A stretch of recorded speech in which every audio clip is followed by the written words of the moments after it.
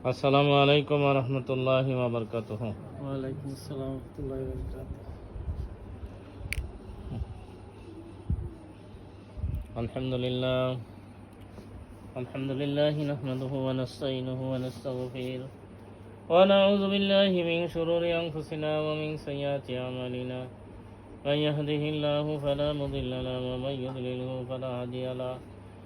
ওয়া নাশহাদু আন লা ইলাহা ইল্লাল্লাহু ওয়াহদাহু লা শারীকা লাহু ওয়া নাশহাদু আন্না সাইয়্যিদানা ওয়া নাবিyyana ওয়া শাফি'ানা وحبيبنا ومولانا محمد صلى الله تعالى عليه وصحبه أجمعين.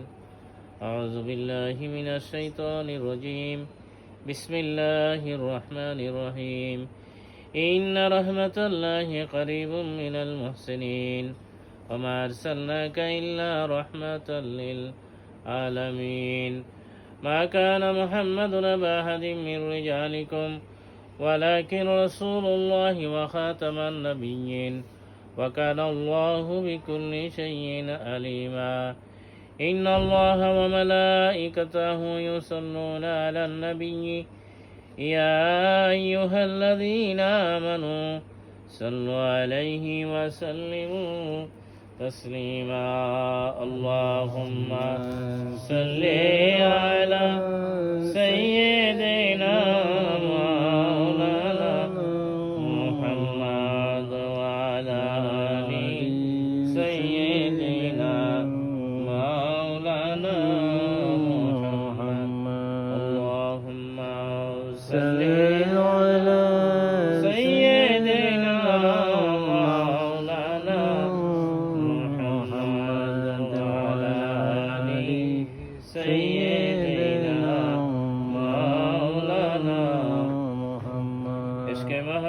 खुदा जैसे दिल में हासिल नहीं, लाखों मोमिन हो मगर ईमान में कामिल नहीं। अल्लाहुम्मा सल्ली अला सय्यिदिना मौलाना मुहम्मद व अला आलि सय्यिदिना मौलाना मुहम्मद। बलगल उला बिकमालिही कशफत दुजा बिजमालिही हसनत जमीअ खिसालिही सल्लु अलैहि ওয়া আলিহি। শুকর আলহামদুলিল্লাহ, আল্লাহ পাকের দরবারে লক্ষ কোটি শুকরিয়া যে মহান আল্লাহ পাক আজকে আমাদেরকে অনেক দূর ভৈরব খানকা শরীফ থেকে এখানে কুমিল্লা ব্রাহ্মণপাড়া থানার নাগাইশ গ্রামে আজকে যে আমাদের এই মাহফিলে আসার তৌফিক দিয়েছেন, শুকর আলহামদুলিল্লাহ। আমাদের যেটা মূল কাজ সবসময় আল্লাহর স্মরণে, আল্লাহর ইবাদতে লিপ্ত থাকা। এই জন্যই আল্লাহ পাক আমাদেরকে সৃষ্টি করেছেন। পবিত্র কোরআন শরীফে বলছেন আল্লাহ পাক এই কথা, ওমা খালাকতুল জিন্না ওয়াল ইনসা ইল্লা লিয়াবুদুন। আল্লাহ রাব্বুল আলামিন বলেন যে আমি মানুষ এবং জিন জাতিকে আমার ইবাদত ভিন্ন অন্য কোনো উদ্দেশ্যে আমি সৃষ্টি করে নাই। তাই সবসময় ইবাদতে কিভাবে থাকা যায়, এই যে একটা এলেম, যে দ্বীনি এলেম, ধর্মীয় এলেম, এটা শিক্ষা করা সবার জন্য ফরজ, ফরজে আইন। যে বিষয়গুলো আমাদের একান্ত পালনীয়, যে বিষয়গুলোর এলেম শিক্ষা করা আমাদের সবার জরুরি, পুরুষ মহিলা, শিক্ষিত অশিক্ষিত, ধনী গরিব, ছোট যারা বড়, যারা আমরা আল্লাহ পাকের বান্দা বান্দি, এই এলেম শিক্ষা করা ফরজে আইন। এক নম্বর আকীদা, বিশ্বাস, খাঁটি বিশ্বাস, ঈমান অর্জনের সাথে যে বিষয়গুলা, এগুলি বিস্তৃত অনেক। এই জমানাটা বহু ফেতনা ফাসাদের, এই জন্য বাতিল ফেরকা যারা, বদ আকীদার যারা, তাদের থেকে দূরে থাকতে হবে। আমরা জানি যত নবী রসুল পাঠাইছেন সমস্ত নবী রসুলরা মাসুম, নিষ্পাপ, সমস্ত নবী রসুল।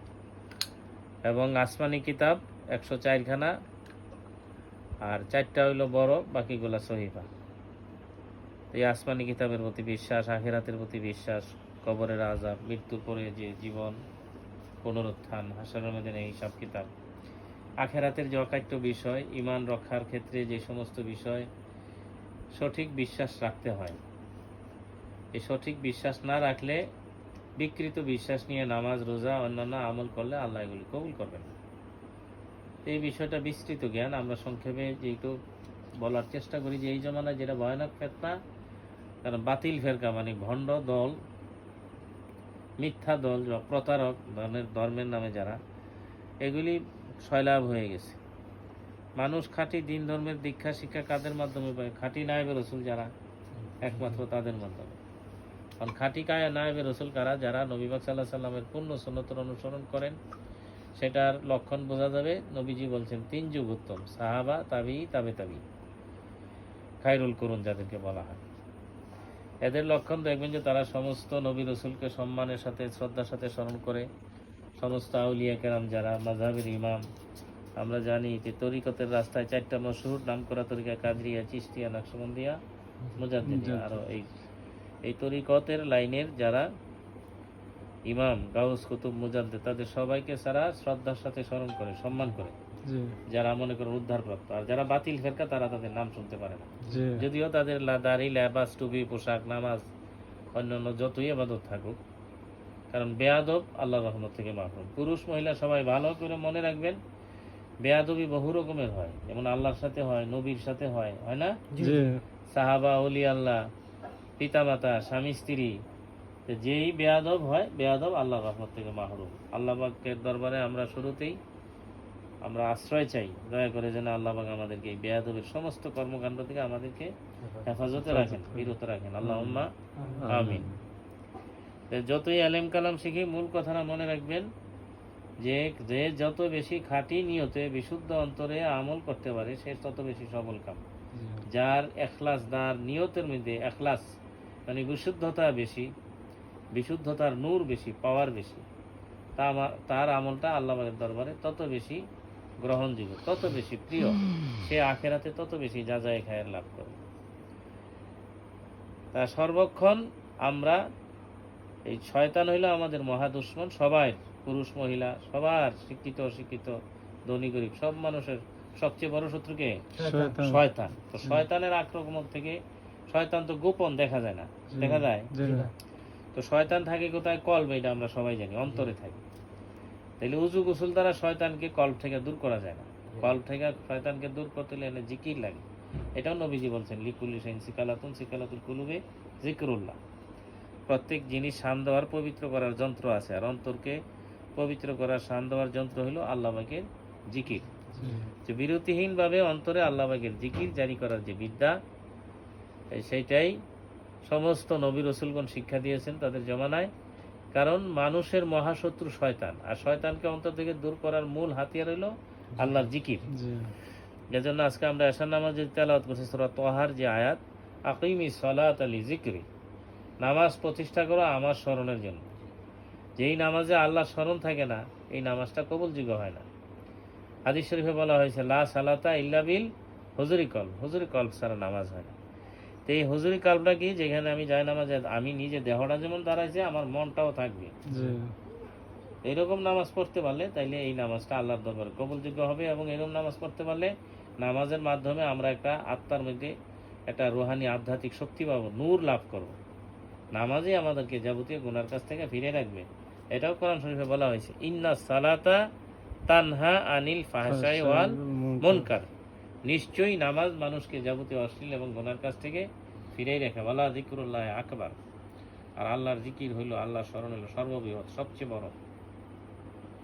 তা আমরা আল্লাহ পাকের কাছে এই তৌফিক চাই, বিরতিহীনভাবে সার্বক্ষণিক যাতে আল্লাহর স্মরণে থাকতে পারি। আর এই থাকার জন্য আমরা যারা তওবা করছি আল্লাহর কাছে, খালেস অন্তরে তওবার উপরে দৃঢ়ভাবে কায়েম থাকা, এই তৌফিক আল্লাহর কাছে চাওয়া হবে। অনুনবীর সঙ্গে বেশি বেশি কাদাকারি করে। পীর মুর্শিদ যারা, তারা নিজেরাও আল্লাহর দরবারে বেশি বেশি কাদাকারি করে, কারণ এটা আল্লাহর খাস নিয়ামত। এটা নিজের ব্যক্তিগত অর্জন দ্বারা যে কেউ সঠিক, নিজে নিজে আল্লাহর খাস দয়া। ইয়াদখুলু মান ইয়াশাউ ফি রাহমাতি, আল্লাহ পাক বলেন, আমি যাকে ইচ্ছা তাকে আমি আমার এই রহমতের এই দায়রার মধ্যে প্রবেশ করাই। তা আল্লাহ দয়া করে যাদেরকে প্রবেশ করান, তৌফিক দেন, তারা এই জিকিরের হালতে ওয়াজিফা, মুরাকাবা, সঠিক পীর মুর্শিদের রাস্তায় থাকতে পারলে তার জীবনটা নুরানি হয়, আলোকিত হয়, শান্তিময় হয়। তার পৃথিবীর জীবনও অনেক শান্তিময়, আখেরাতে তো হবেই। কারণ এই দুনিয়াটা ধৈর্যের জায়গা, ধৈর্য ধৈর্যশীল হওয়ার জন্য বলছেন আল্লাহ পাক। ইন্নাল্লাহা মাআস সাবিরিন, কোরআন শরীফে বলা হয়েছে না, নিশ্চয়ই আল্লাহ পাক কার সাথে আছেন? ধৈর্যশীলদের সাথে আছেন। পুরুষ মহিলা সবাই এই পৃথিবীতে চলতে গেলে বিভিন্ন রকমের মনোমালিন্য, বিশৃঙ্খলা, অশান্তি, বিভিন্ন রকমের বিষয়ের আমাদের সম্মুখীন হইতে হয়, হয় না? ছেলে মেয়ে, বিবি বাচ্চা, স্বামী স্ত্রী, ভাই বোন, তারপরে পিতা মাতা, আত্মীয় স্বজন, প্রতিবেশী, মানুষের সাথে যখন আমরা চলাফেরা, উঠবস, বিভিন্ন কথাবার্তায় অনেক ক্ষেত্রে দেখা যায় মিলে না, তাই না? তো না মিললে তখন কি হয়, কোনো কোনো ক্ষেত্রে মনোমালিন্য হয়। তো এটা মিটাই ফেলতে হবে এবং এটা বাড়াবাড়ির দিকে নেওয়া যাবে না। নবীজি যেটা বলছেন, এই দুনিয়াটা মুমিনের জন্য কি বেহেশতখানা নাকি? হাদিস শরীফে নবীজি বলছেন, আর দুনিয়া ও সিজনুল মুমিনিন ওয়া জান্নাতুল লিল কাফিরিন, এই দুনিয়াটা মুমিনের জন্য জেলখানা স্বরূপ। আর এখানে আমরা যদিও আশরাফুল মাখলুকাত আখিরি নবীর উম্মত, তা আখিরি নবীর শিক্ষা দেওয়ার যে আদব কায়দা, যে সুন্নত, যে সঠিক জীবন পদ্ধতি, এটা হয়তো আমরা অনেকেই জানি না। জীবন তো চলে যাচ্ছে, এখন জানাটা ফরজ না? যেমন স্বামী স্ত্রীর হক কি, আমার উপরে আমার স্ত্রীর হক কি, স্ত্রীর উপরে তার স্বামীর হক কি, বাবার উপরে সন্তানের হক কি, তাই না? এই যে প্রতিবেশীর হক কি, আত্মীয় স্বজনের হক কি, এই বিষয়গুলা একটা বান্দার হক আর একটা আল্লাহর হক। আল্লাহ তো কারো মুহতাজ না, মুখাপেক্ষী না, আল্লাহ গনি, আল্লাহর কোনো কিছুর অভাব নাই। আল্লাহ পাকের সাথে যেই হক, এটা আল্লাহ পাক ইচ্ছা করলে বান্দাকে এক মুহূর্তে ক্ষমা করে দিতে পারেন। ইয়াগফিরু লিমান ইয়াশা ওয়া ইউআযযিবু মান ইয়াশা, সূরা বাকারার মধ্যে আল্লাহ পাক বলছেন, আল্লাহ পাক যাকে ইচ্ছা ক্ষমা করে দিবেন আর যাকে ইচ্ছা শাস্তি দিবেন। যেমন কেউ নামাজ এক ওয়াক্ত পড়লো না, বা বিভিন্ন রকমের অন্য রকম যে গুনাহ, যেটা আল্লাহ ক্ষমা করার মালিক, আল্লাহ ক্ষমা করবে। বান্দার হক এটা কঠিন। যেমন মা বাপকে কষ্ট দিল, স্বামীর হকের নাফরমানি করলো, হ্যাঁ, আত্মীয় স্বজনের হক আদায় করলো না, প্রতিবেশীর হক আদায় করলো না, বা মানুষের সম্পদ নষ্ট করলো, মানুষের ইজ্জত হানি করলো, এই যেগুলি বান্দার হকের সাথে সম্পৃক্ত, এইগুলা খুব সাবধান থাকতে হবে। যদি যারা এগুলি নিয়ম বুঝে, তার পৃথিবীর জীবন, মানুষ মনে করেন যে গোয়ার হয়, এই গোয়ার বুঝেন তো, গোয়াইরামি হয় তো, ঝগড়া ফাসাদ করে বিভিন্ন রকমের, হ্যাঁ, এই মনোমালিন্য হয়। এই জন্য কোরআন শরীফে সূরা আল ইমরানে বলা হয়েছে, ওয়াল কাযিমিনাল গায়যা ওয়াল আফিনা আনিন নাস ওয়াল্লাহু ইউহিব্বুল মুহসিনিন। কোরআন শরীফের ৩ নম্বর সূরা। আল্লাহ রাব্বুল আলামিন বলেন যে ওয়াল কাযিমিনাল গায়যা, যারা ক্রোধকে হজম করে। আজকে ক্রোধকে মানে হজম করে মানে দমাইয়া রাখে, রাগটা কন্ট্রোল করে, পুরুষ হোক আর মহিলা হোক। ওয়াল কাযিমিনাল গায়যা ওয়াল আফিনা আনিন নাস, আর মানুষের ছোটখাটো ত্রুটিগুলা, এগুলি মানুষের ভুলগুলা যে ক্ষমা করিয়া দেয়। আল্লাহু ইউহিব্বুল মুহসিনিন, আল্লাহ পাক এরকম সৎ গুণ অর্জনকারী ব্যক্তিদেরকে ভালোবাসেন। তাহলে ক্রোধকে দমানোর চেষ্টা করতে হবে। ক্রোধ শয়তানের তরফ থেকে আসে, অধিকাংশ ক্ষেত্রে মানুষকে জাহান্নামের দিকে নিয়ে যায়। পৃথিবীর এই অল্প সময়ের জিন্দিগি, যে যতই আমরা শক্তিবান হই, যতই রাগান্বিত হই, ক্ষমতাবান হই, পৃথিবীর যতই দাপট থাকুক, শেষমেশ যাবো কার কাছে? ইন্না লিল্লাহি ওয়া ইন্না ইলাইহি রাজিউন। তাইলে যে খাঁটি ইমানদার, সে বিশ্বাস করে যে অল্প সময়ের জিন্দিগি, আমি যদি আমার নফসের কুপ্রবৃত্তির অনুসরণকারী হই, শয়তানের কথা শুনি, তাইলে আমার আখিরাতের জীবন অশান্তি, আমার কবরের জীবন অশান্তি হবে, আর মৃত্যুর সময় আমার কষ্ট বাড়বে। এটি আমরা হয়তো অনেকে হকিকত জানি না, মনে করেন যে আল্লাহ পাক তো মুমিনকে অনেক ভালোবাসেন, যারা খাঁটি বিশ্বাসী। কোনো খাঁটি মুমিন যদি নিষ্পাপ থাকে, তার মৃত্যু হবে অনেক সুন্দর, অনেক আরামের। আর যদি তার পাপ রাশি থাকে আমল নামায়, তখন এই বান্দাকে আল্লাহ পাপ মুক্ত করে আখেরাতে নেওয়ার জন্য জায়গায় জায়গায় তাকে এই শুরু থেকে শাস্তি দিয়া তার পাপগুলা মোচানোর ব্যবস্থা করে। বুঝিনি? মৃত্যুর সময় তার কষ্ট বেশি হবে যদি তার পাপ জমা থাকে। এতে যদি তার পাপ শেষ না হয়, তাইলে কবরের মেঝে তার আযাব হবে। এরপরে যদি তার পাপ শেষ না হয়, তার আখিরাতে হাসরের ময়দানে তার কষ্ট হবে, শাস্তি হবে। এরপরে যদি মুসল না হয়, সাময়িক দুজখের আযাব হবে, তারপরে তাকে জান্নাতে দেওয়া হবে। তা আমরা তো কোনো আযাবই সহ্য করতে পারবো? তো খাঁটি ইমানদার যারা এগুলি মনে রাখবেন। এজন্য যার যে হক আমরা তো বলে দিতে পারি, আমরা পুরুষ লোক, আমরা যারা মনে করেন কর্তা স্বামী, আমাদেরও স্ত্রীদের প্রতি হক আছে, আছে না? জি তাকে অন্তর দিয়ে মহব্বত করা, তার সুখ দুঃখ বোঝা, হ্যাঁ, ভালো জিনিস আনলে নিজে নিজে খাইলাম তাও না, জি হ্যাঁ, তাকে শেয়ার করে তাকে নিয়ে।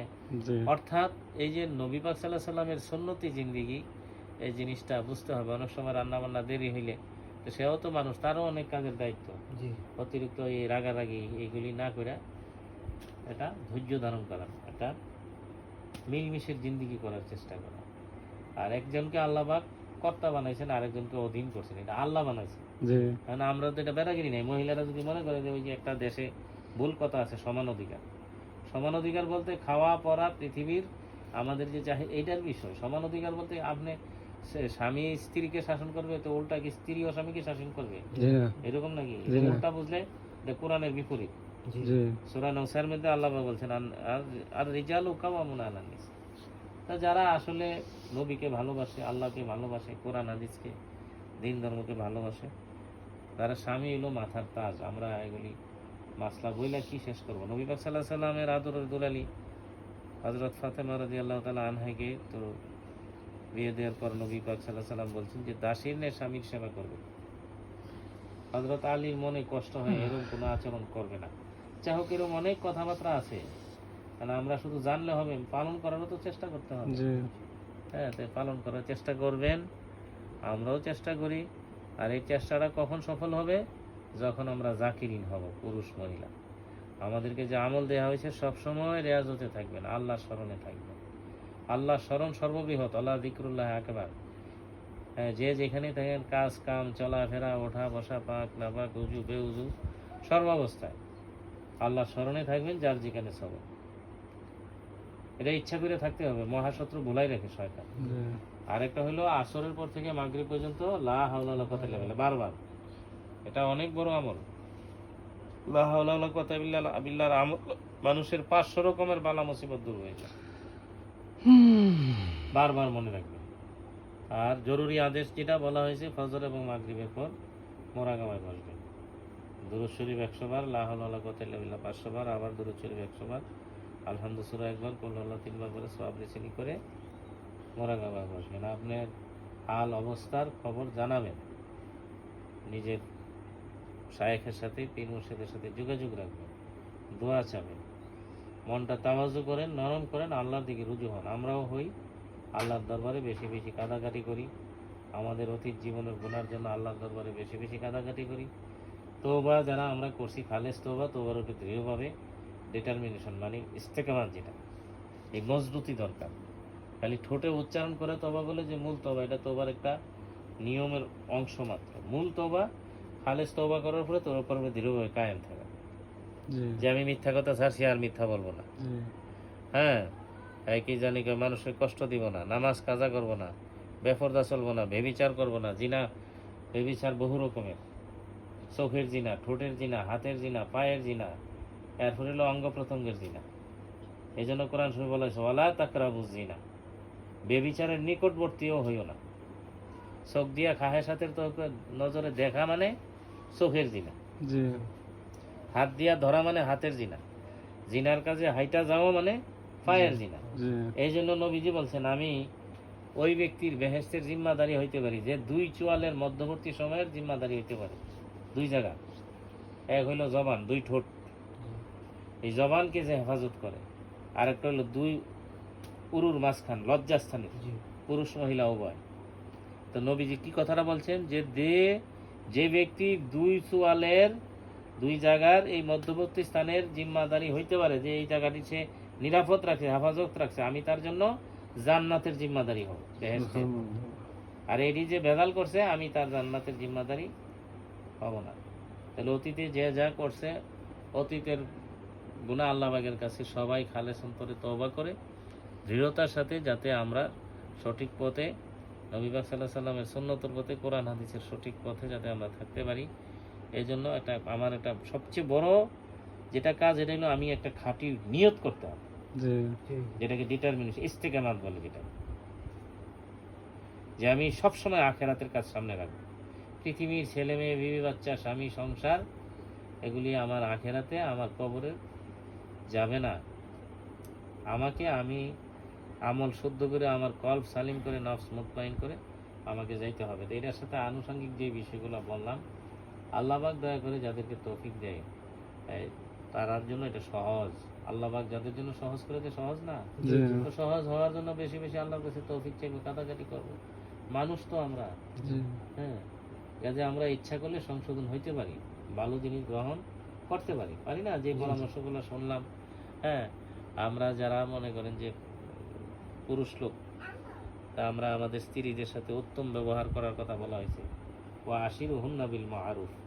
আবার স্ত্রীদেরকেও বলা হয়েছে স্বামীর অনুগত হওয়ার জন্য, শরীয়তের বৈধ আদেশ স্বামী যা করে যথারীতি পালন করার জন্য, স্বামীর মুখে মুখে তর্ক না করার জন্য, স্বামীর সাথে বেয়াদবি না করার জন্য।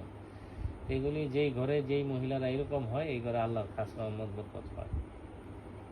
কারণ আদব এত বড় একটা জিনিস। নবী পাক সাল্লাল্লাহু আলাইহি ওয়াসাল্লাম হাদিস শরীফে বলছেন, কোনো পিতা মাতা তার সন্তানকে পৃথিবীতে সর্বশ্রেষ্ঠ যেই জিনিসটা শিক্ষা দেয় সেটা হলো আদব। সেটা কি? টাইটেল ফার্স্ট, দাওরা first, MA first, doctor, engineer, এগুলি না। এগুলি বানান অসুবিধা নাই, কিন্তু একজন ডাক্তার, ইঞ্জিনিয়ার, টাইটেল, দাওরা, হাফেজ, কারি, মাওলানা, মুফতি হওয়ার পরে সে যদি হয় বেয়াদব, এটার মূল্যায়ন আসেনি কোনো? আজকে তো পৃথিবীতে এইটাই দেখা যায় বেশি, বেয়াদব বেশি। এলেম কালাম শিক্ষা দীক্ষা যতই বেশি থাকুক, দেখা যায় মা বাবার অবাধ্য, মা বাবার সাথে সুন্দর ব্যবহার করে না, মা বাবার অনুগত হয় না, আর স্ত্রীরা স্বামীর অনুগত হয় না। এই সংকটটাই তো বেশি। এলেম কালাম অনেক বেশি, কিন্তু ব্যবহার ভালো না, লেনদেন ভালো না, কাজ কারবার ভালো না। এগুলি থেকে আল্লাহ পাকের কাছে আমরা আশ্রয় চাই। ওয়া আখির দাওয়ানা আলহামদুলিল্লাহ রাব্বিল আলামিন। এখন আমরা দোয়া করব, সূরা ফাতিহা শরীফ একবার, ইখলাস শরীফ 3 বার, আর কিছু দুরূদ শরীফ পড়েন, মুনাজাত করা।